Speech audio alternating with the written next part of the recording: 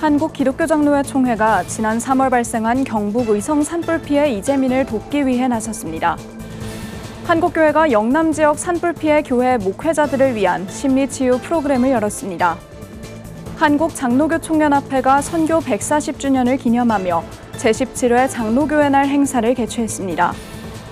6일 서울 중랑구 금난교회에서 그날까지 선교연합 주최로 1000여 명의 성도들이 모여 북한 동족을 위해 뜨겁게 기도했습니다. 구원파 IYF가 부산에서 월드캠프를 개최하는 가운데 부산교계가 이를 반대하기 위한 릴레이 1인 시위에 나섰습니다.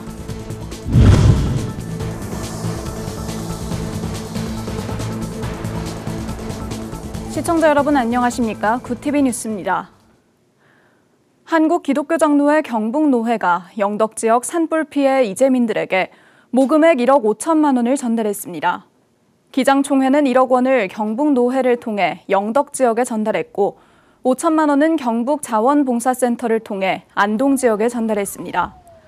경북노회는 전달식에서 통합경정교회에 3,800만 원 상당의 승합차를, 통합노물반석교회에는 복구비 2천만 원을, 노물리에는 생필품 박스 100개를 각각 전달했습니다. 총회 선교사업국장 정재동 목사는 교단을 초월해 어려움에 빠진 이웃을 돕는다는 것에 큰 의미를 두고 싶다며 피해 지역이 하루빨리 회복되기를 바란다고 말했습니다.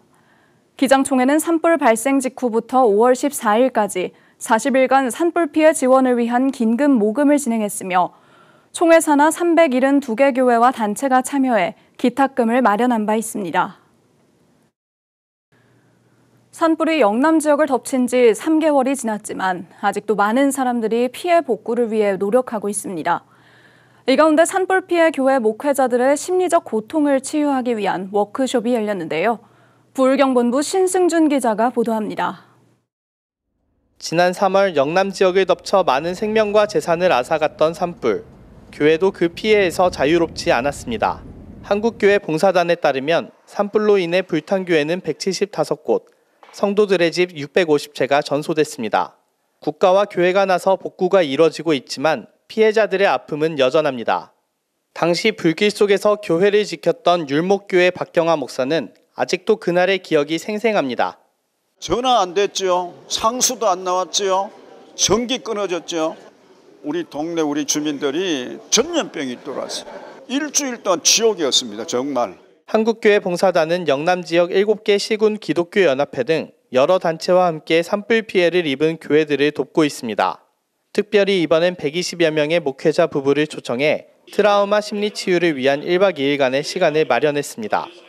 우리는 상처받은 자들과 함께 있습니다. 고통받는 동력자들의 곁에는 한국교회가 함께하고 있고 여러 교단이 함께하고 있고 그보다 더 크신 임마누엘의 하나님께서 우리와 함께 하신다는 사실입니다. 전문 강사들은 이번 워크숍을 통해 참가자들이 트라우마를 치유하면서도 신앙적으로 승화시켜 외상후 장애에 머물지 않고 외상후 성장을 이룰 수 있길 소망했습니다. 또 한국교회는 피해자들의 심리적 지지 기반이 될 수 있도록 품어주는 역할을 수행해야 한다고 전했습니다. 성령 하나님처럼 끝까지 그들과 손잡아주는, 괜찮아, 끝까지 내가 함께 할 거야, 내가 항상 옆자리에 있을게 라고 하는 어떤 태도를 가지시고 지지해 주시고 함께 기도해 주시는 게 굉장히 필요하다고 저는 생각합니다. 주로 치유자의 역할을 수행해왔던 목회자들은 자신들이 겪은 아픔을 허심탄회하게 나누며 위로를 얻었다고 고백합니다.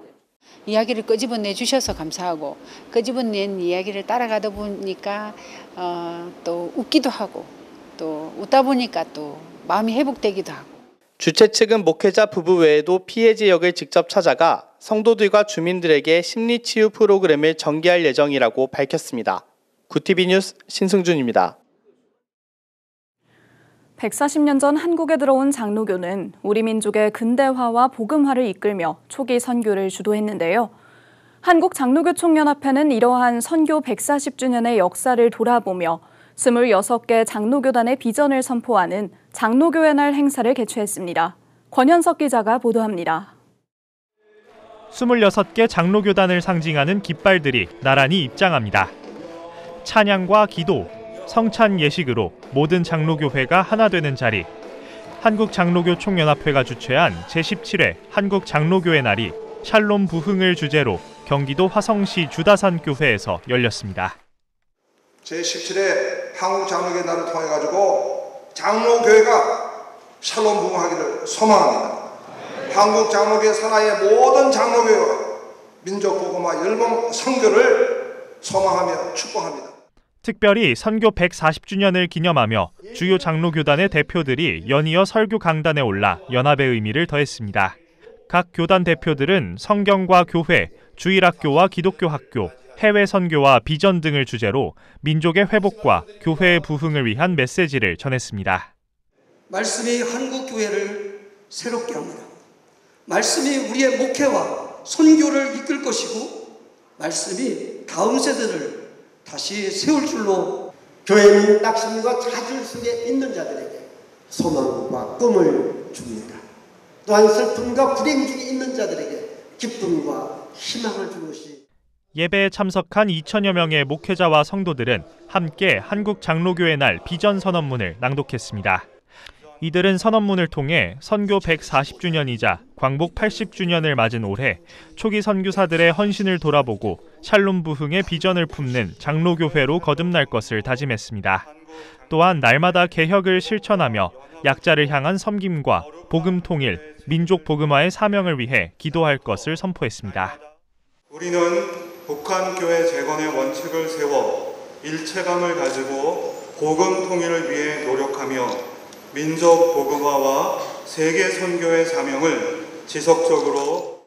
이날 예배에는 한국교회 총연합 김종혁 대표회장과 한국기독교 총연합회 고경환 대표회장, 기독교대한 하나님의 성회 이영훈 대표총회장과 오세훈 서울시장 등 각계 인사들이 축사를 전했습니다. 또 목회와 선교, 교육 등 총 5개 부문에서 활발한 사역을 펼친 목회자와 장로들에게 자랑스러운 장로교 인상이 수여됐으며 주다산교회 공연팀의 뮤지컬 빛의 길을 통해 한국 장로교의 역사를 돌아보는 시간이 마련됐습니다.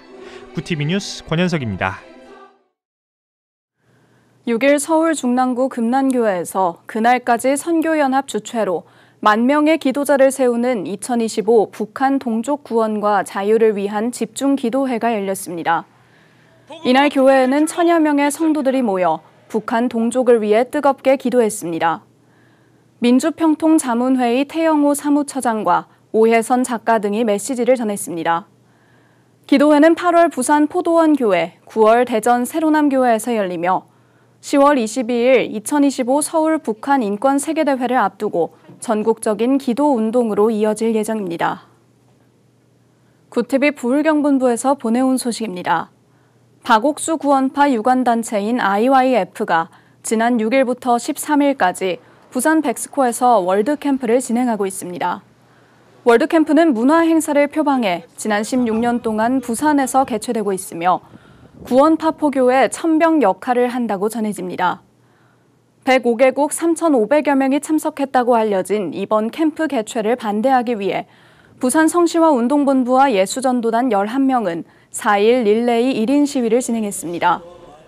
부산 성시화 운동본부는 작년 구원파의 김천대학교 인수와 구원파 여고생 학대 사례 등 교회와 사회적 차원에서 논란이 되고 있는 구원파 IYF의 실체를 알리는 전단지를 지역 시민들에게 전하며 피해자 예방에 힘썼습니다. 탁지일 소장에 따르면 월드캠프가 끝난 후 참가자들은 부산 곳곳으로 흩어져 포교 활동 등 다양한 프로그램을 이어갈 예정으로 부산 교계에 많은 우려를 낳고 있습니다. 교계는 구원파의 포교를 예방하기 위해 지역 교회와 연계해 대처 방안을 모색할 계획이며 이에 대한 교계의 관심과 동참을 촉구했습니다. 성범죄와 700억 원대 횡령 혐의로 수사 중인 이단 다락방 류광수 총재가 청소년 대상 대규모 집회에 강사로 나설 예정이어서 논란이 커지고 있습니다. 해당 집회는 오는 29일부터 부산 백스코에서 열리는 세계 랩넌트 대회로 전 세계 청소년 수천 명이 참석할 예정입니다. 백스코는 부산시가 운영하는 공공시설로 아동과 청소년 보호에 대한 책임이 따르는 만큼 대관 승인이 부적절했다는 지적이 나옵니다. 백스코 측은 절차에 따라 승인된 행사라고 밝히면서도 성범죄 의혹을 엄중히 인식하고 있고 과거 다락방 행사에서 성문제가 발생해온 만큼 철저한 재발 방지책을 마련하겠다고 전했습니다.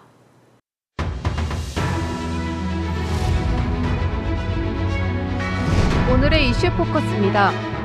윤석열 전 대통령의 재구속 여부를 가를 구속영장 심사가 9일 오후 2시 15분 서울중앙지법에서 열립니다. 앞서 내란 특검팀은 지난 6일 수사 착수 18일 만에 특수공무집행방해, 허위 공문서 작성 등 혐의로 윤 전 대통령의 구속영장을 청구했습니다. 한편 이날 12.3 내란 특검은 윤석열 전 대통령에 대한 구속영장이 외부로 유출된 데 대해 중대한 범죄 행위라며 수사에 착수하겠다고 밝혔습니다. 지난해 폐업 신고를 한 사업자가 사상 처음으로 100만 명을 넘어섰습니다. 이 중 소매업, 음식점업 비중이 45%에 달했습니다. 6일 국세청 국세통계에 따르면 지난해 개인 법인을 포함해 폐업 신고를 한 사업자는 100만 8,282명으로 집계됐습니다.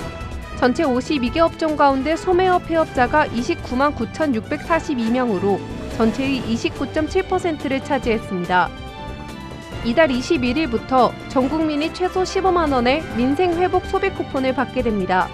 정부는 이날부터 신청자에게 15만 원에서 45만 원을 1차로 준 뒤 추석을 앞둔 9월 22일부터 소득 상위 10%를 제외한 국민에게 10만 원을 추가로 지급할 계획입니다.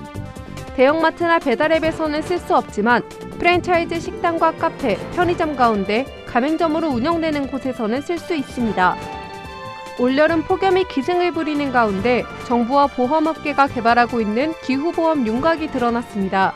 6일 김소희 국민의힘 의원실을 통해 입수한 기후보험 상품 개발안에 따르면 정부와 업계는 지수형 기후보험을 개발 중입니다. 보험은 오후 근무 시간 이전 이상기후 조건이 조성돼 기후보험 운영 지침에 따라 야외 현장에서 작업 중지가 이뤄진 경우 그 시간 동안 발생한 소득 상실 금액을 보상해줍니다. 정부가 동해와 서해에서 표류하다가 구조된 북한 주민 6명을 이르면 이번 주 송환하기로 한 것으로 알려졌습니다.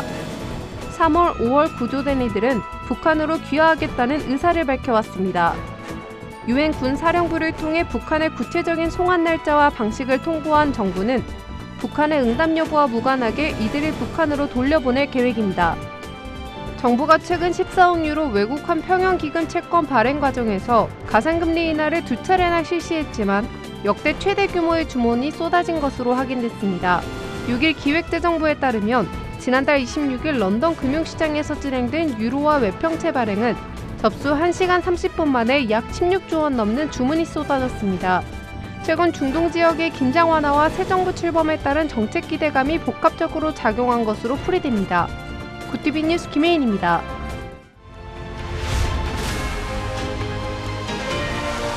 굿티비 월드와이드입니다. 미국 텍사스를 강타한 기록적인 폭우와 홍수로 대형 인명피해가 발생했습니다. CNN 등은 현지 시간 5일 기준 이번 폭우로 최소 82명이 숨지고 40여 명이 실종된 상태라고 보도했습니다. 트럼프 미국 대통령은 텍사스주 커 카운티를 주요 재난 지역으로 선포했고 피해 지역에선 헬리콥터와 보트 등을 동원한 수색 작업이 벌어지고 있습니다. 중국 곳곳에서 40도를 웃도는 폭염이 이어지면서 냉방기기 사용 등으로 인한 전력 소비가 역대 최고 수준에 달했습니다. 중국 관영 매체 CCTV는 지난 4일 전국 전력 부하가 14억 6,500만 킬로와트로 사상 최고치를 기록했다고 밝혔습니다. 중국 당국은 현지 시간 6일 고온 황색 경보를 발령하고 전력망 안정을 위한 비상 조치를 취했습니다. 최근 중국 서북부 간수성의 한 유치원에서 원생들이 단체 납 중독 진단을 받아 파문이 일고 있습니다. 앞서 해당 유치원의 학부모들은 자녀들의 머리카락이 빠지고 치아 뿌리 부분이 까매지는 등 이상 증상을 보이자 병원을 찾았고 검사를 받은 인원 74명 중 70명이 납 중독인 것으로 파악됐습니다. 현지 당국은 급식의 일부 식품에서 첨가제가 초과로 사용됐을 가능성이 크다고 발표했습니다. 도널드 트럼프 미국 대통령과 최근 법안을 둘러싸고 각을 세운 일론 머스크 테슬라 최고 경영자가 신당 창당을 발표했습니다. 머스크는 현지 시간 5일 SNS를 통해 여러분들의 자유를 돌려주기 위해 오늘 아메리카당이 창당된다고 밝혔습니다. 지난해 대선에서 트럼프의 신흥 최측근으로 떠올랐던 머스크는 최근 트럼프의 감세 정책 등이 담긴 이른바 메가 법안에 공개적으로 반대해왔습니다. 미국 정부가 제시한 상호 관세의 유예 시한이 다가오면서 트럼프 대통령이 주요 교역국들을 상대로 압박을 이어가고 있습니다. 트럼프는 현지 시간 6일 무역 상대국에 관세 서한을 보내거나 협상 타결을 보는 것으로 오는 9일까지 무역 협상을 마무리하겠다고 밝혔습니다.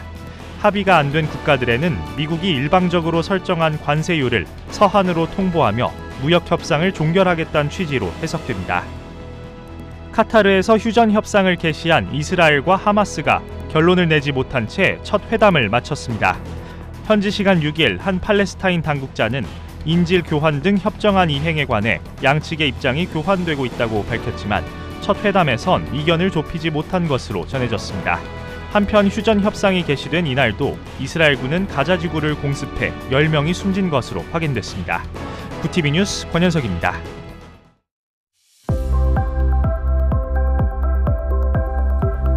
이번 주는 서쪽 지역을 중심으로 폭염의 기세가 더욱 강해질 전망입니다. 서울에는 올해 첫 폭염 경보가 내려진 가운데 내일은 기온이 36도까지 오르겠는데요. 체감 더위는 이보다 더 심할 것으로 보입니다. 이어서 전국 날씨입니다. 내일 한낮 최고 기온은 서울 36도, 강릉 30도가 예상됩니다. 남부지방의 경우 대구 34도, 광주 35도, 부산은 31도를 보이겠습니다. 날씨였습니다. 사상 처음 100만 명을 넘어선 폐업자, 절반 가까이 무너진 소매업과 음식점 등이 우리 민생의 위태로움을 적나라하게 보여주고 있습니다. 고통받는 이웃들이 잃어버린 희망을 붙잡을 수 있도록 한국교회가 기도로 손잡아야 할 때입니다. 이상으로 뉴스를 마칩니다. 함께해 주신 여러분 고맙습니다.